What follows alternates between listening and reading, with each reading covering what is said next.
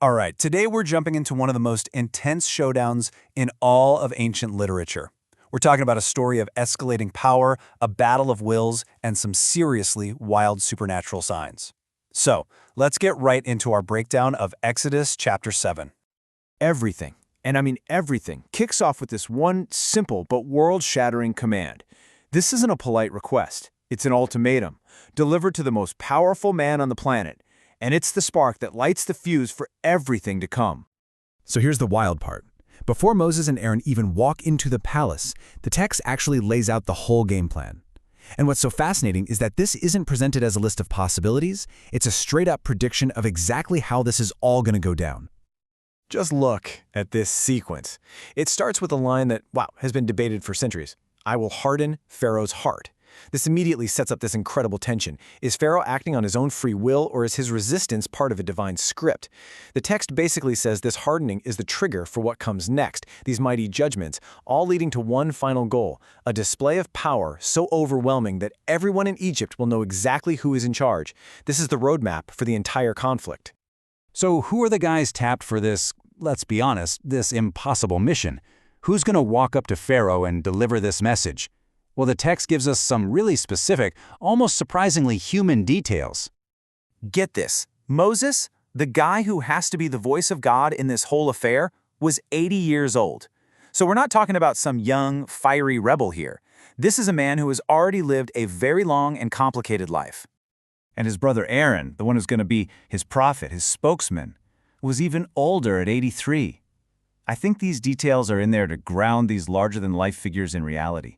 They were real men, with a lifetime of experience, not just characters in a story. Okay, so now we get to the first showdown. And this isn't some theological debate in a quiet room. No, this is a full-on supernatural throwdown right in the middle of Pharaoh's court.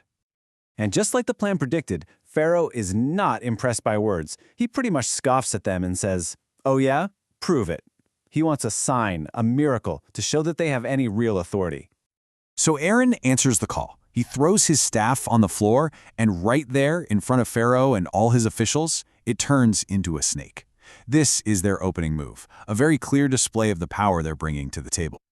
But you gotta remember, Pharaoh leads a civilization that is steeped in magic. He isn't shocked by this. He just calls in his own guys, his wise men, his sorcerers, to do the same thing. Now this is where it gets really interesting. Look at this head-to-head comparison. The Egyptian magicians pull it off. Their staffs become snakes too. And for a second, it probably looked like a draw. But then, Aaron's snake eats their snakes. The message could not be any clearer. Whatever power you have, there's a much, much greater power at play here. But even after seeing that, after watching his own magic get literally devoured, Pharaoh just digs in his heels, he won't listen, and the text says it perfectly fulfills that initial prediction. This moment right here sets the pattern for everything that follows.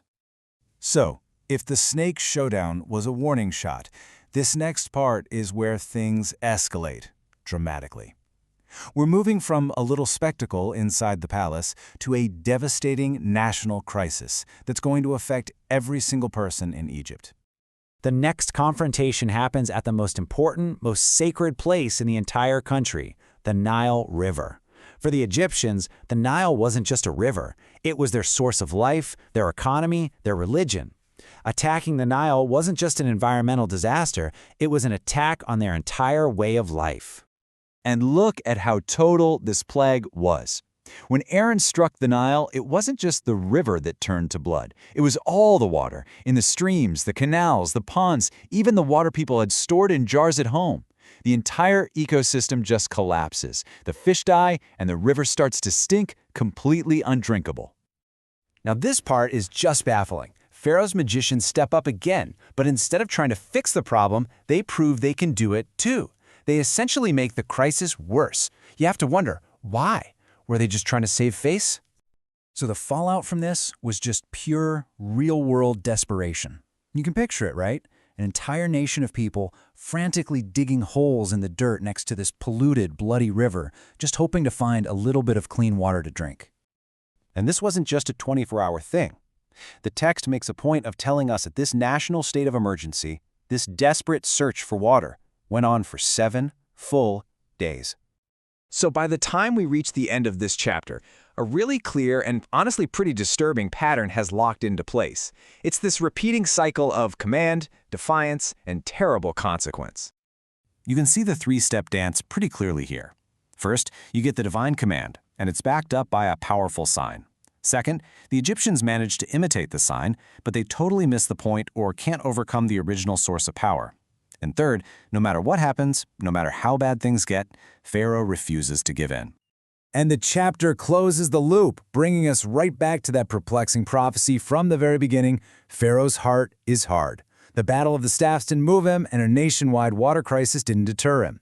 His refusal is absolute, just as it was foretold. And this all leaves us with this huge, chilling question that just hangs in the air. The first plague is over. A serious line has been crossed. With Pharaoh's resolve completely unbroken, how much worse can this possibly get?